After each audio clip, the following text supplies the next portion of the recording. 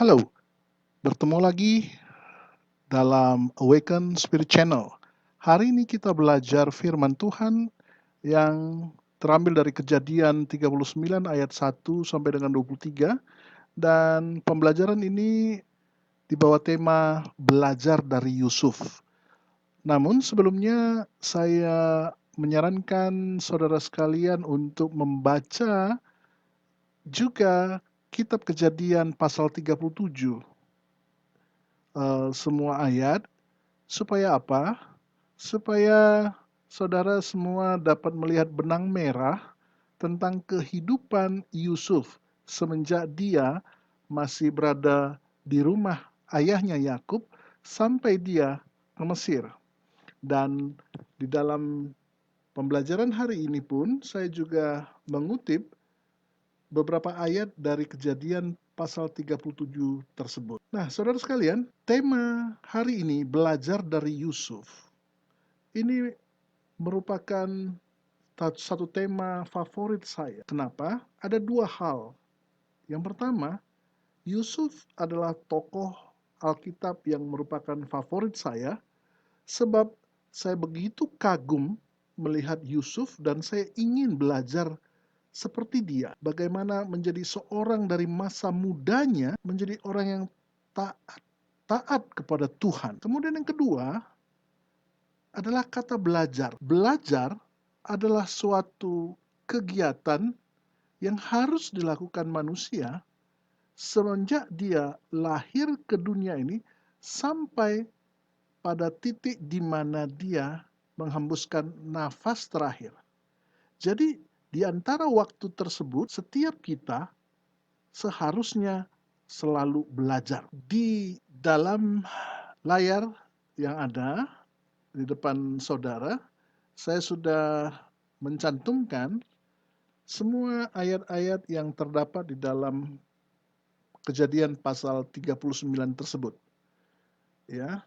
Dan pasal 39 ini dengan jelas memperlihatkan bahwa ini adalah fase di mana Yusuf sudah sampai di Mesir dan dijual oleh para pedagang Midian kepada seorang petinggi dari kerajaan Firaun, yaitu Potifar, yang merupakan kepala pengawal raja. Ya, jadi kita bisa melihat, saudara bisa membaca sendiri, ya, bagaimana keseluruhan dari narasi itu menceritakan apa yang sedang dialami, apa yang sudah dialami, dan bagaimana Yusuf menyikapi hal-hal yang dialaminya tersebut. Tapi sebelumnya, saya mengutip beberapa ayat dari kitab Kejadian 37 ayat 1 sampai 36. Apa yang terjadi pada Yusuf pada saat dia di rumah bapaknya Yakub? Yang pertama, di dalam pasal 37 ayat 3, ternyata Yakub lebih menyayangi Yusuf dibanding dengan anak-anaknya yang lain. Ya, jadi perilaku Yakub sedikit berbeda terhadap Yusuf dibanding dengan perilakunya terhadap saudara-saudara Yusuf yang lain. Dan tercatat di situ bahwa Yusuf mendapat jubah yang begitu indah dari Yakub sebagai bukti sayangnya Yakub terhadap Yusuf. Namun di dalam ayat 4 tertulis bahwa saudara-saudara Yusuf menjadi benci kepada Yusuf. Menurut saya ini adalah konsekuensi logis dari sikap Yakub yang terasa membeda-bedakan anak-anaknya. Ya. Jadi perasaan sayang terhadap anak-anak yang satu terhadap yang lain menjadi berbeda. Membuat orang yang disayang oleh Yakub menjadi orang yang dibenci oleh saudara-saudaranya. Kemudian Yusuf juga adalah seorang yang suka bermimpi, dan ketika dia bermimpi maka dia akan menceritakan apa mimpinya di hadapan saudara-saudaranya dan orang tuanya. Dan sebab itu mungkin juga karena diwarnai oleh kebencian oleh saudara-saudaranya, maka mereka menyebut Yusuf sebagai si tukang mimpi, sebagaimana yang terdapat dalam ayat 19 pasal 37. Dan pada saat Yakub menyuruh Yusuf untuk membawa makanan kepada saudara-saudaranya yang sedang menggembalakan hewan ternak mereka di padang gurun, di padang belantara, ketika saudara-saudaranya melihat Yusuf datang ke mereka, nah ini dia, mereka berencana untuk mau membunuh Yusuf. Ini juga menjadi konsekuensi logis menurut saya. Karena apa? Ketika Yakub sebagai orang tua membedakan sikapnya terhadap Yusuf sebagai anak kesayangan dengan sikap Yakub terhadap saudara-saudara Yusuf yang lain, yang menimbulkan iri hati di dalam hati saudara-saudara Yusuf. Kemudian iri hati itu menimbulkan benci di dalam hati saudara-saudara Yusuf. Nah, kita harus ingat, kebencian itu jika terus menyala-nyala di dalam hati kita, itu akan mendorong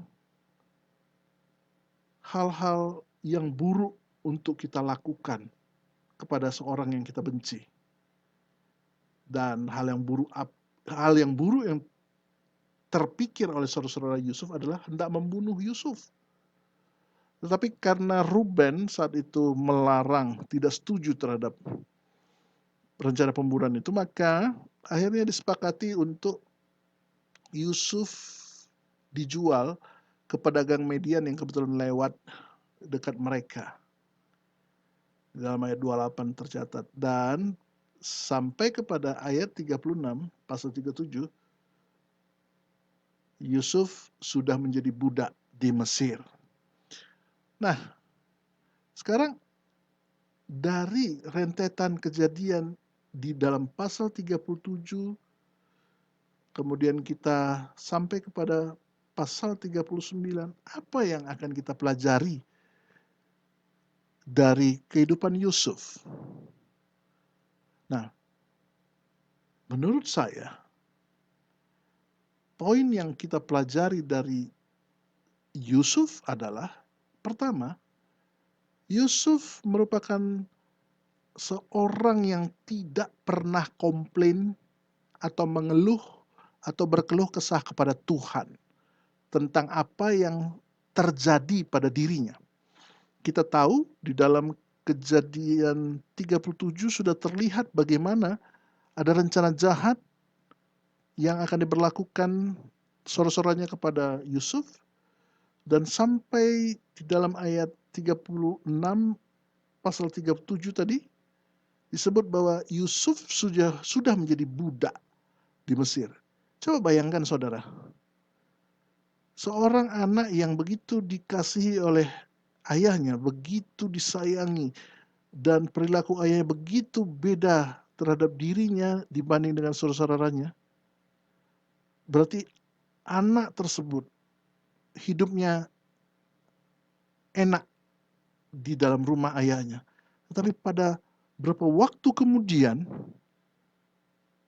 anak tersebut atau Yusuf sudah menjadi budak.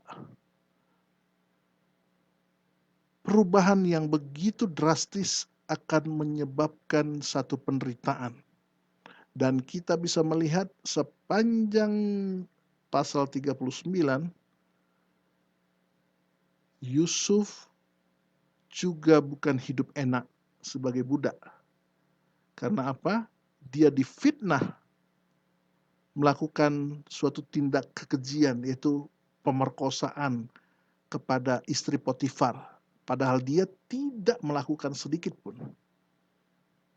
Tapi tanpa melakukan pengadilan yang adil, Yusuf begitu saja dijebloskan ke dalam penjara oleh Potifar. Saudara, jika kita ditempatkan pada posisi Yusuf, tentu dengan mudah kita akan mengeluh, berkeluh kesah, bertanya kepada Tuhan, kenapa bisa begini Tuhan? Mengapa Tuhan? Apalagi kalau kita merasa bahwa kita berada dalam posisi yang benar, kita tidak berbuat apa yang salah, namun kita menjadi seorang yang difitnah dan mendapat hukuman tanpa pengadilan yang adil, maka keluhan kita kepada Tuhan mungkin menjadi sesuatu yang selalu kita ucapkan di dalam mulut kita atau dalam pikiran kita kepada Tuhan. Kan seharusnya aku gak berbuat jahat, aku gak difitnah seperti ini Tuhan. Aku kan tidak ada sedikit pun berencana untuk memperkosa, tetapi kenapa aku dituduh memperkosa, tidak diadili, langsung saja dicampakkan ke penjara. Kenapa Tuhan? Kenapa hidupku begitu menyedihkan? Nah, banyak hal yang bisa sebenarnya kalau mau kita bilang Yusuf mau komplain kepada Tuhan, banyak hal yang bisa dikomplain. Karena apa? Dirinya dari pasal 37 sampai 39 diperlakukan tidak adil oleh saudara-saudaranya dan oleh orang-orang sekitarnya. Dan perilaku tidak adil itu bukan sehari dua hari. Bayangkan dia bisa berada di dalam penjara dalam waktu yang cukup panjang. 5, 6, 7 tahun, 8 tahun. Tetapi kalau saudara mau meneliti, membaca dengan teliti, pasal 37, 39, saudara tidak akan menemukan satu kalimat pendek dari Yusuf untuk komplain, untuk mengeluh terhadap Tuhan. Tidak. Nah, menjadi pertanyaan yang menarik bagi kita. Kenapa Yusuf menjadi seorang yang tidak melakukan komplain atau tidak berkeluh kesah kepada Tuhan, tidak menyalahkan Tuhan, atau ya kita dapat katakan gitu, tidak menyalahkan Tuhan ketika ia mendapat situasi seperti itu? Nah, kita akan jawab. Tetapi kita beranjak dulu ke poin nomor 2. Yusuf adalah seorang yang tidak terperangkap pada penderitaannya. Tidak terlalu fokus hanya melihat pada penderitaannya. Tidak mau terjebak pada penderitaannya. Ya kita bilang dia memang hidupnya terjebak oleh saudara-saudaranya, hidupnya juga dijebak oleh bekas tuannya, diperlakukan tidak adil, dia tidak bisa apa-apa, ya itu namanya dijebak. Dia jadi hidup menderita, tetapi dia tidak secara mental, pikiran, hatinya tidak terperangkap oleh penderitaan yang dialaminya. Ada satu kalimat yang saya pernah dengar begini, jika Anda terperangkap pada masa lalu, maka Anda tidak akan pernah melihat pintu keluar dari masa lalu Anda tersebut. Dan Anda akan berada terus-menerus dalam masa lalu itu. Artinya apa? Jika Anda terlalu fokus, jika Anda terjebak, jika Anda hanya melihat penderitaan Anda, maka sebenarnya Anda tidak bisa melihat hal-hal lain selain penderitaan itu.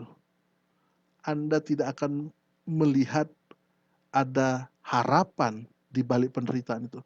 Anda tidak akan melihat atau menyadari adanya Tuhan menyertai Anda dalam penderitaan itu. Tidak. Karena apa? Anda hanya melihat penderitaan itulah yang ada pada diri Anda, menutupi semua hidup Anda. Oleh sebab itu, saudara yang terkasih dalam nama Tuhan Yesus, kita boleh atau ya dapat saja kita menderita, tetapi jangan sampai kita terperangkap dalam penderitaan itu. Artinya terperangkap apa?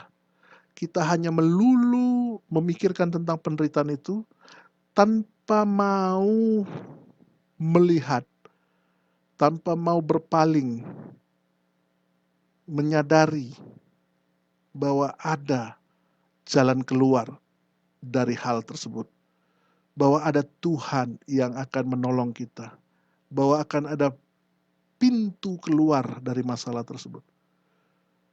Karena kalau kita hanya fokus atau terperangkap daripada penderitaan kita, kita memang akan merasa bahwa kita ini menjadi orang yang sial, kita ini orang yang terkutuk, kita ini orang yang ya mau apa lagi, sudah nasib begitu.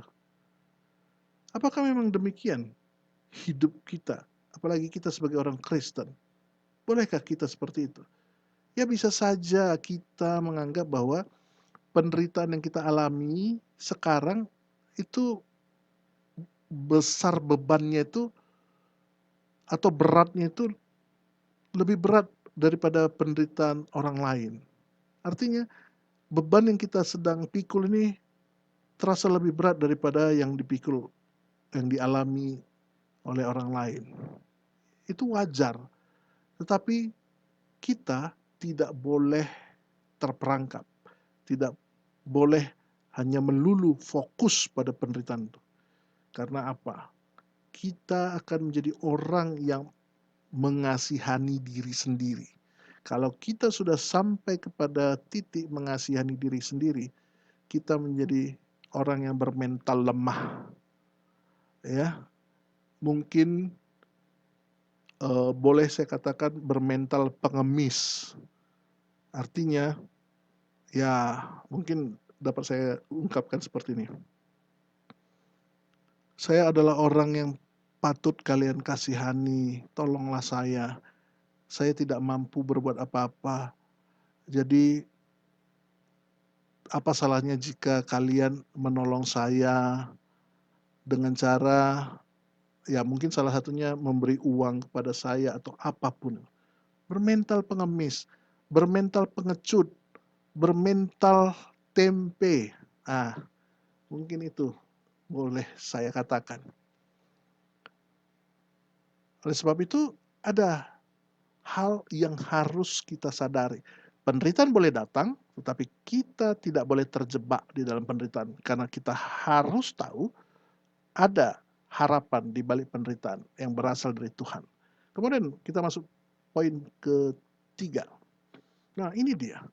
Poin ketiga itu taat pada pimpinan Tuhan. Coba bayangkan saudara.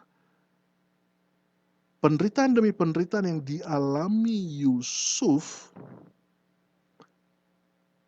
itu bukanlah penderitaan yang sehari dua hari. Tidak, tetapi tahunan yang membuat dia dari posisi nyaman terbuang jauh ke posisi yang paling rendah, menjadi budak di Mesir. Dan waktu jadi budak pun bahkan diperlakukan tidak adil, dimasukkan ke dalam penjara tanpa diadili dengan seadil-adilnya. Dan dia sebagaimana saya ungkapkan tadi pada poin pertama bahwa tidak pernah komplain, mengeluh, menyalahkan Tuhan. Di sini inilah dia kata kunci yang penting sekali di dalam hidup Yusuf. Yaitu apa? Dia mempercayai Tuhan. Artinya, walaupun dia hidup menderita dalam jangka waktu tahunan, dia tahu bahwa Tuhan tidak akan meninggalkan dia. Ini dia ya. Tuhan selalu menuntun dia. Coba bayangkan saudara, dalam posisi penderitaan, Yusuf masih yakin Tuhan membimbing dia, Tuhan menuntun dia, Tuhan beserta dia, sehingga dia tidak menyalahkan Tuhan. Nah, ini mirip dengan Mazmur 23, ya, yang Mazmur sangat terkenal, yang mengatakan, sekalipun aku berjalan dalam lembah kekelaman, aku tidak takut bahaya, sebab Engkau besertaku. Ini dia. Walaupun dalam penderitaan, walaupun dalam kekelaman, walaupun dalam hidup yang sangat tertekan, Yusuf tetap yakin Tuhan beserta dia. Luar biasa, saudara. Ini terjadi karena apa? Karena dia punya relasi yang sangat baik dengan Tuhan. Saya akan bacakan Mazmur 25 ayat 14. Disebutkan, Tuhan bergaul karib dengan orang yang takut akan Dia, dan perjanjiannya diberitahukannya kepada mereka. Demikian juga ayat 12 dari Mazmur yang sama, 25. Siapakah orang yang takut akan Tuhan? Kepadanya Tuhan menunjukkan jalan yang harus dipilihnya. Ini dia.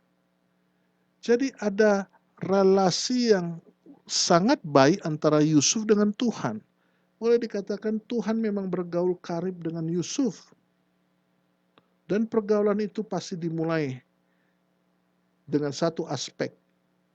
Sebagaimana ayat 12 Mazmur 25 tadi katakan apa? Bahwa Yusuf memiliki sikap takut akan Tuhan. Ini dia, ini jangan pernah dilupakan. Ketika kita mau memulai hubungan yang baik, mendalam dengan Tuhan, kita tidak boleh melupakan aspek untuk hidup takut akan Tuhan. Itu harus ada. Dengan demikian, jika apapun yang terjadi, penderitaan seberat apapun, seperti mungkin kita saat ini dengan kondisi yang tidak biasa seperti ini. Ekonomi banyak yang hancur, kehidupan banyak yang terguncang, penyakit yang mengerikan datang dan lain sebagainya. Ingatlah, justru ketika menghadapi hal-hal yang sangat sulit seperti ini, disitulah kita membutuhkan satu keyakinan, satu sikap, yaitu taat pada pimpinan Tuhan. Karena kita percaya di dalam Tuhan. Dan itu kita harus mulai, saudara. Kalau tidak,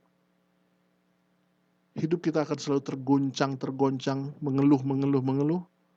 Dan akhirnya, apapun tidak akan bisa kita capai dengan baik. Jadi, kata kuncinya ingat, percaya pada Tuhan, taat pada pimpinan Tuhan, mempunyai hubungan yang karib dengan Tuhan. Yang harus kita miliki dengan sikap hidup takut akan Tuhan. Kemudian, pembelajaran berikutnya yaitu Yusuf mengelola tugas yang diberikan kepadanya dengan baik. Ini dia. Kita bisa melihat bahwa di dalam Kejadian 39,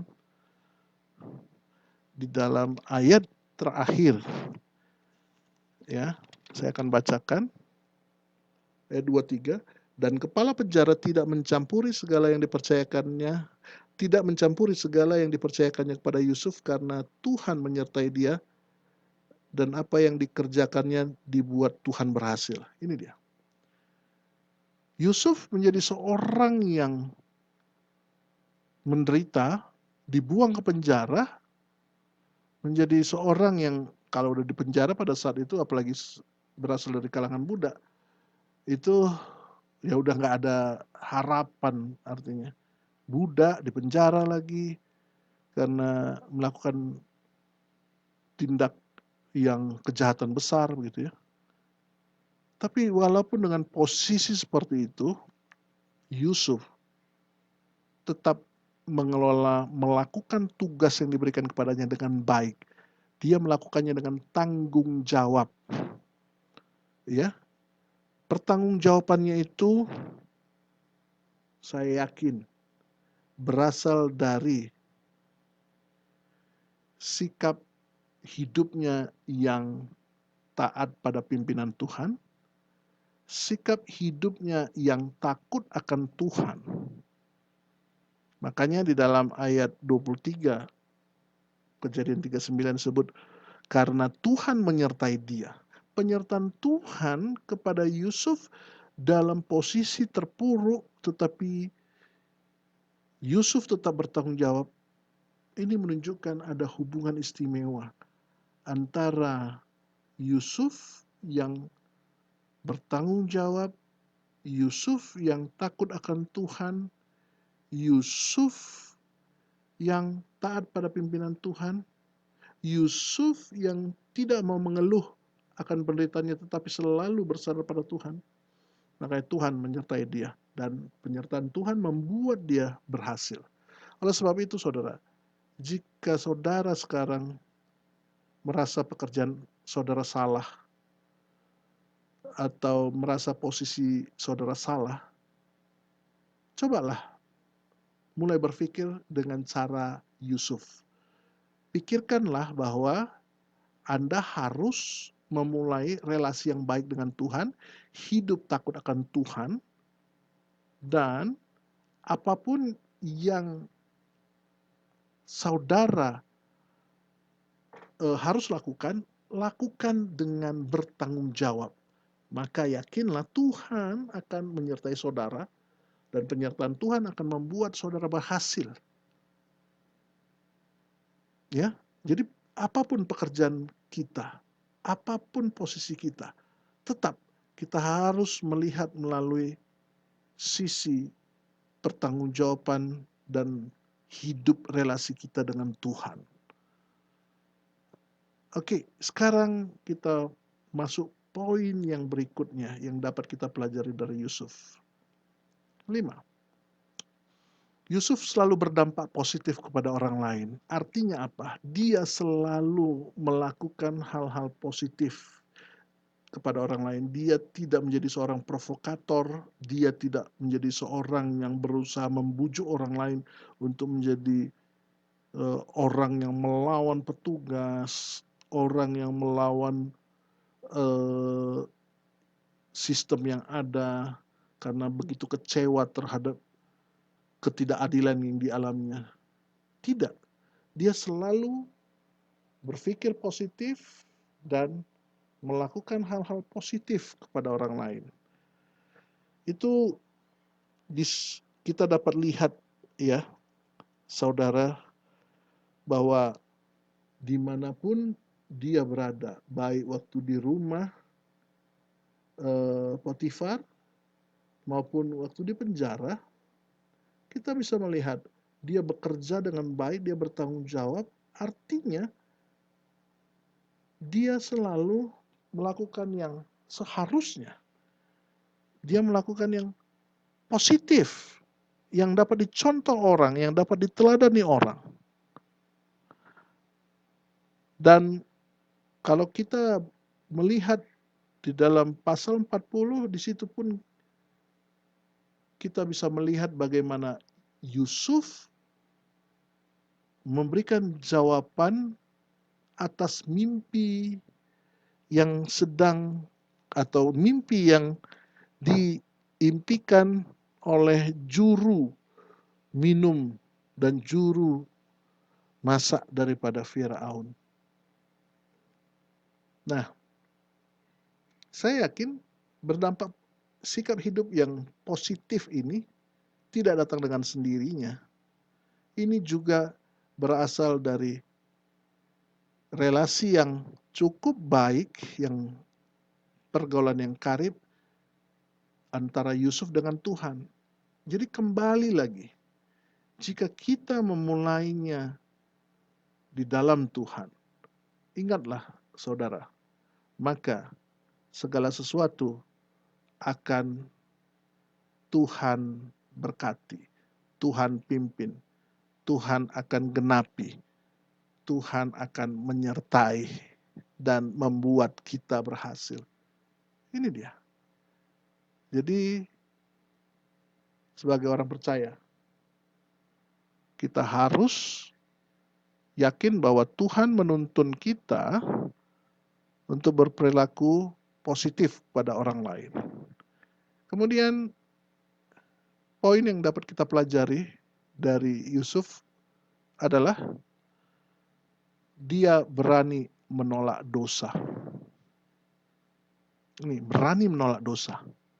Dengan jelas dan tegas ketika istri Potifar membujuk dia hari demi hari untuk melakukan hubungan seks dengan Yusuf. Yusuf katakan tetap tidak. Ya, walaupun pada saat-saat terakhir, maksudnya sebelum dia dipenjara, rumah itu dalam keadaan kosong. Hanya tinggal Yusuf dan istri Potifar. Dan dia posisinya sebagai budak, tetapi dia sanggup untuk menolak ajakan tuannya. Karena pada masa itu, budak adalah kepunyaan dari tuannya. Budak saat itu seperti benda yang sebenarnya tidak boleh menunjukkan keinginan diri sendiri. Tapi seorang budak harus wajib menjalankan apa yang diperintahkan oleh majikannya, itu dia. Tetapi di sini kita bisa melihat ya bahwa ketika dia selalu dibujuk oleh istri Potifar, justru dia katakan di dalam ayat 9 demikian, bahkan di rumah ini ia tidak lebih besar kuasanya daripadaku. Artinya ia di sini adalah Potifar, aku adalah Yusuf, dan tidak ada yang tidak diserahkannya kepadaku selain daripada engkau, sebab engkau istrinya. Bagaimanakah mungkin aku melakukan kejahatan yang besar ini dan berbuat dosa terhadap Allah? Ini dia.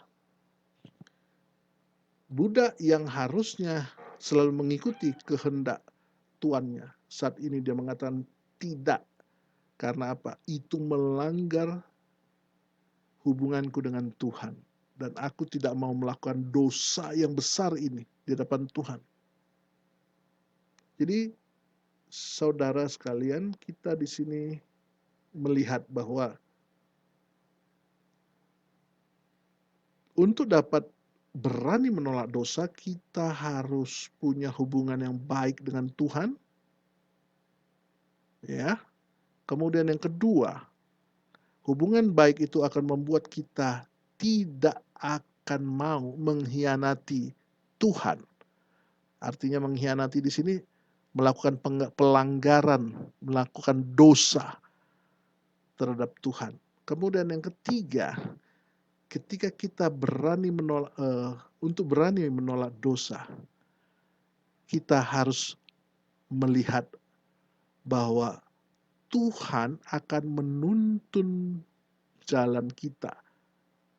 Walaupun mungkin tuntunannya membuat kita sebagai manusia menderita, tetapi kita harus melihat bahwa di ujung jalan penderitaan itu akan ada kebahagiaan. Ini dia. Jadi saudara jangan sampai kita ya merasa nggak apa-apa lah, ini kan dosa-dosa, nggak ada yang tahu. Begini ya, nggak ada yang tahu. Jadi nggak apa-apa kalau kita berbuat dosa. Oh, jangan. Orang lain boleh tidak melihat, orang lain boleh tidak tahu, tetapi Tuhan yang kita sembah itu tahu dan melihat. Oleh sebab itu, sekali lagi, menolak dosa, berani menolak dosa karena apa? kita punya hubungan yang baik dengan Tuhan, kita tidak mau mengkhianati Tuhan, kita yakin pimpinan Tuhan dalam diri kita. Saya yakin dari renungan hari ini yang kita pelajari dari Yusuf, jika kita melakukan, kita mau belajar terus-menerus dari Yusuf ini dan berusaha untuk melakukan dalam kehidupan kita, maka kita akan menjadi seorang yang benar-benar dapat menyenangkan hati Tuhan, walaupun kita melewati masa-masa sulit seperti ini. Yakinlah, Tuhan beserta kita sekalian, saudara. Amin.